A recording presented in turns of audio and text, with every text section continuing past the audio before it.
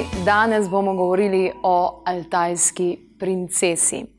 O tistem ženskem liku, o katerem je toliko različnih informacij, nekih hipotez, nekih trditev, ki pa v večini ne držijo. In komu drugemu po informacije o tem, kdo pravzaprav je altajska princesa, kot k osebi, ki vse več časa preživlja v Sibiriji in je tam že skoraj doma, oziroma mislim, da bi sama kar rekla, da tam je doma. Marija Ana Kolman je v naši družbi. Lepo pozdravljena, dobrodošla. Pozdravljena, Jasmina. Že 20 let se trudijo, da bi se altajska princesa vrnila v svojo domovino. Kakšna je zgodba, mogoče če sploh začneva od začetka, da malce bolj spoznamo altajsko princeso? Res je, ja. 20 let že tečejo prizadevanja, da bi mumija altajske princese, ki se nahaja v muzeju v Gornjem Altajsku, prišla nazaj v Kurgan, kjer je bila najdena na platoju Okok, to je na tromeji Mongolija, Altaj, Kazahstan. Od leta 1993, ko je arheologinja Natalija Polosmak z Novosibirska na platoju Okok pri izkopavanjih kurganov na področju Ak-Alaha našla ne le mumijo altajske, ki jo imenujemo danes altajska princesa, ampak tudi mumijo mladega moškega s podobnimi poslikavami na telesu. Od takrat se v svetovni javnosti seveda razpletajo zgodbe, ki so večinoma daleč od resnice. Tudi samo ime altajska princesa pravzaprav ni pravo ime.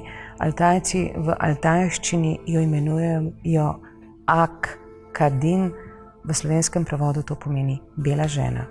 Zanimivo je, ne? Vse avtohtone kulture, tudi Severna, Južna Amerika, tiste starodavne prednike, prve ljudi, imenujejo beli ljudje.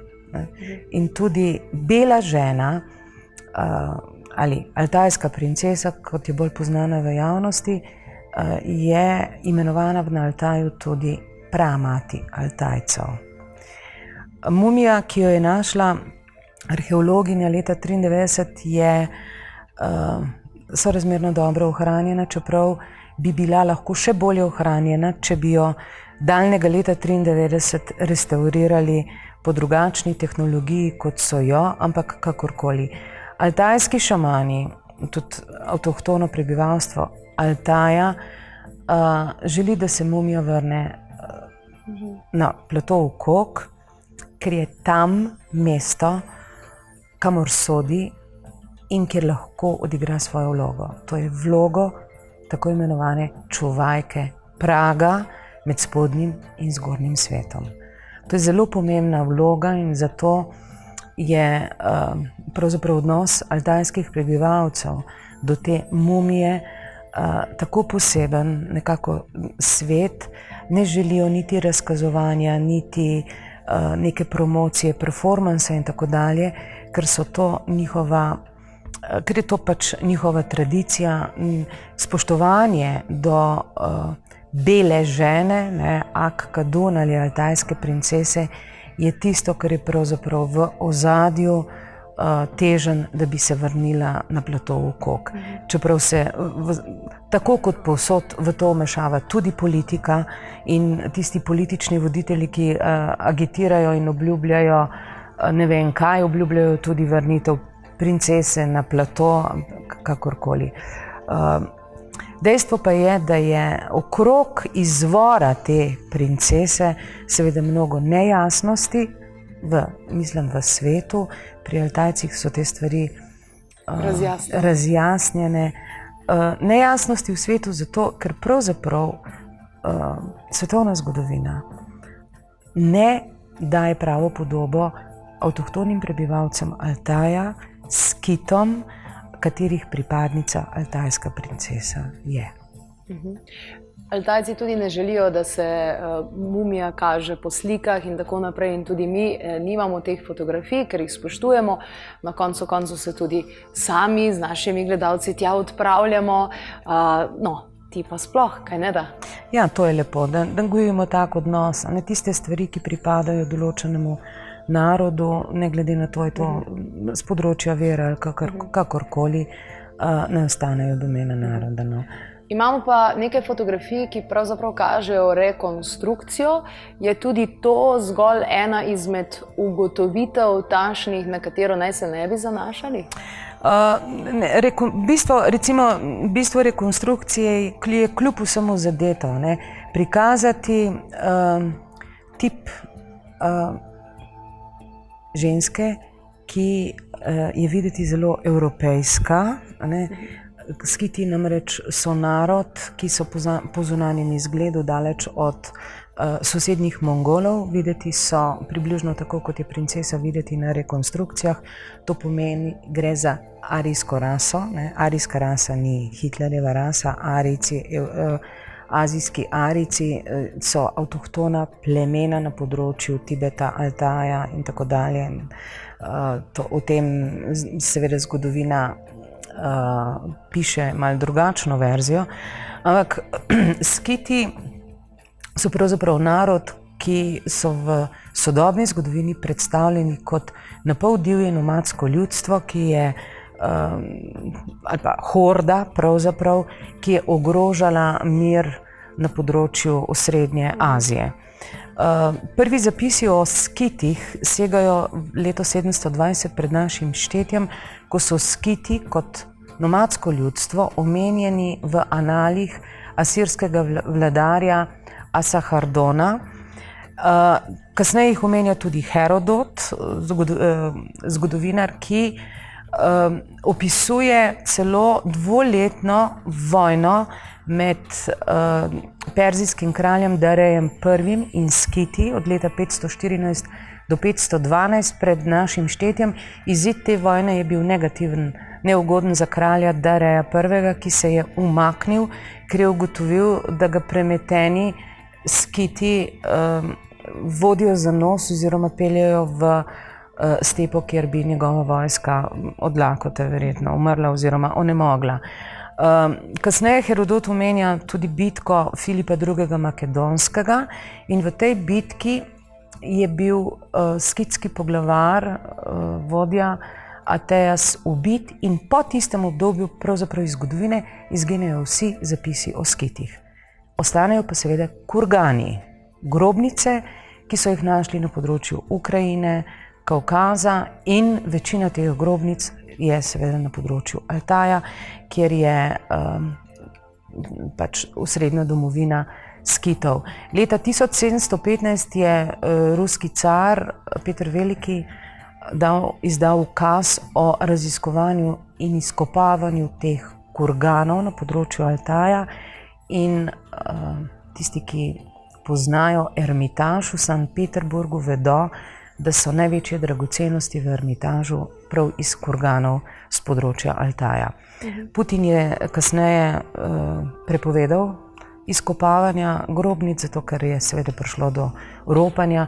Šlo je namreč za predmete izjemne vrednosti, predvsem zlate predmete, ki so bili najdeni tudi v kurganu altajske princese, kar pravzaprav daje slutiti, da je mumija ženske, da je ženska pripadala vrhnjemu sloju, imela je recimo svileno bluzo, kar je v tistem času bil statusni simbol vladarske družine. Kitajska svila je bila cenjena bolj kot zlato. In kar je zanimivo pri altajski princesi, so seveda njene tetovaže, poslikave na telesu, ki prav tako pričajo o njenem statusu. Gre za predvsem ta poslikava na rami, ki je kombinacija treh živali, jelena oziroma tega altajskega marala, velikega jelena, kozoroga in grifona. No, grifon je mitološki krilati lev. Izjemno lepe tetovaže, ki so nekoč služile ne samo poslikavi, okrasju telesa. Danes se ljudje tetovirajo, ker pač je lepo videti, ne? Ja, ali pa modno, ampak včasih je pa tetovaža pomenila neko iniciacijo in obenem je veljala za potni list. Zlasti tetovaža na rami, kot recimo pri altajski princesi, upodobitev teh različnih živali na rami je izkazovala pravzaprav njen izvor in pomen. Pomen, ki ga pripisujejo altajski princesi v svetu, je malce drugačen kot tisti, katerega se zavedajo na Altaju. Gre za pomembno osebo, a kaj točno je bil njen namen? Pravijo, da ne bi umrla stara zgolj 24 let tam nekje. Ja, te mitohondrijske raziskave DNK so pokazale, da je umrla v 25. letu starosti zaradi četrtem fazi raka mlečne žleze, torej raka dojke. In seveda Zahod, ki smrti ne razume tako, kot so jo razumela ta avtohtona ljudstva daljnega in bližnjega vzhoda, se čudi, kako je tako mlada ženska na tem področju zbolela za tako boleznijo. Altajci gledajo pa to drugače. Nasploh ta pazirkikska kultura, kot se imenuje, kultura z tega področja, smrt gleda podobno, kot poznamo recimo še danes na Tibetu. Smrt je prestop praga. In zanimivo je tudi, da v čudoviti knjigi Še en krog z vrtiljakom od Tiziana Terzianija, ki je zadnja leta svoje življenje veliko razmišljal o modrosti vzhoda in tudi on navaja, zbolel za rakom, znameniti italijanski novinar, tudi on navaja to veliko modrost, ki jo lahko srečujemo na Altaju in na teh področjih. Smrt pokliče bolezen. Torej, ne pokliče bolezen smrt, ampak smrt pokliče bolezen. In ko je čas, da človek prestopi in nadaljuje svojo vlogo v neki drugi dimenziji, smrt pokliče bolezen. In pri altajski princesi Ukoka, je smrt poklicala bolezen, da je lahko točno v tistem času, torej pri tistih letih, prestopila prag in nastopila svojo vlogo, ki je bila določena. To pomeni vloga čuvajke praga. In zakaj se danes Altajci, zlasti šamani, predvsem vrhovni šaman, tako zelo trudijo, da bi se princesa vrnila tja, odkoder je prišla? Po eni izmed razlag je danes toliko zla, toliko slabega, toliko naravnih katastrof na svetu zato, ker je mesto čuvajke praga prosto. In ker lahko zlo in vse slabo iz spodnjega sveta prosto prehaja v svet, v katerem živimo. Se pravi, vrniti jo želijo zato, da bi lahko znova upravljala svojo vlogo? Svojo vlogo. Čuvajka praga na platoju Ukok v južnem delu Altaja, na pragu v Šambalo ali Belovodje. Zanimivo. Danes imamo tukaj tudi olje altajske princese. V kakšni povezavi?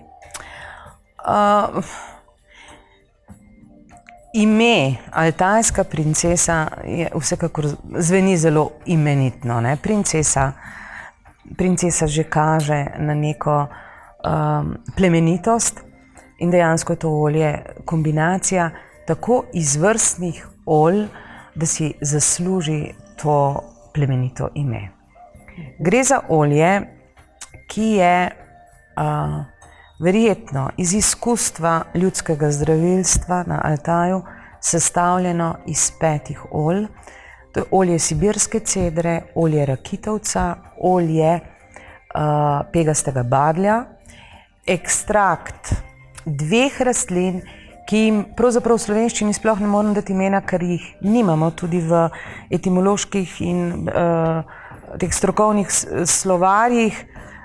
Nisem našla teh imen. Gre za borovo mjatko ali Artilium secunda in za rdečo ščetko ali rodiola gelida. To sta dve rastlini, ki rasteta samo na Altaju. In kot posebnost tega olja je seveda tudi dodatek matičnega mlečka. Olje je žensko olje. Za žensko zdravje, Aldajci pravijo za žensko zdravje in za žensko lepoto. Seveda vsebnost posameznih sestavin je tista, ki to omogoča. Ime in podoba, ki je na etiketi, je pa pravzaprav odraz visoke kvalitete vsebnosti teh olj. Zanimivo. Imenitno kot altajska princesa, bila pa je pokopana tudi z nekaj konji in pa še z enim moškim. Kaj Altajci pravijo, zakaj, kakšen je tukaj vzrok? V kurganu altajske princese, kurgan pomeni velika grobnica, ki je narejena iz lesenih brun. Krsta, v kateri je ležala na boku, altajska princesa je iz macesna, zabita z bronastimi žeblji. Ob njej so bili 4 konji z zlatim okrasjem in sama zanimiva je tudi lasulja, 90 cm visoka lasulja iz konjske žime, ki jo je imela altajska princesa. Moški pa ni bil v tem kurganu. Moški z tudi zanimivo tetovažo je bil najden v drugi grobnici. Meni je pred leti en Altajec povedal skrivnost, zakaj so se v kurganih trupla ohranila praktično tako kot mumificirane mumije v Egiptu.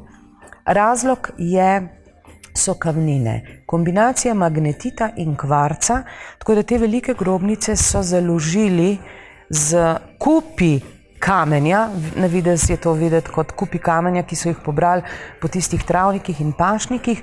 V resnici gre pa za premišljeno kombinacijo 2 kristalnih mrež, magnetit in kvarc, ki ima za rezultat konstantno temperaturo, nekaj metrov pod to grobnico, in ker altajska princesa je bila najdena v ledu, v njeni trugi je bil led, zato tako dobro ohranjena.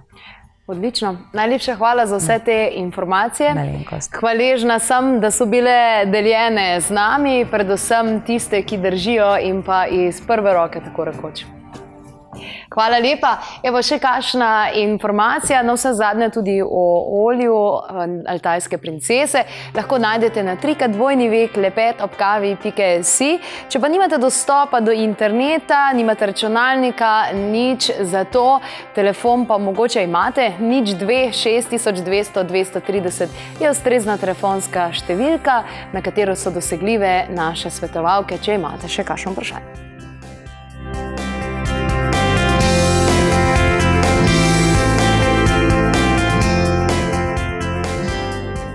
A ti je bil posnetek všeč? Ja, super bi bilo, če ga deliš tudi s svojimi prijatelji. Še kakšna informacija glede novic in vsega ostalega, pa na www.klepetobkavi.si. Naj vam bo svetlepo.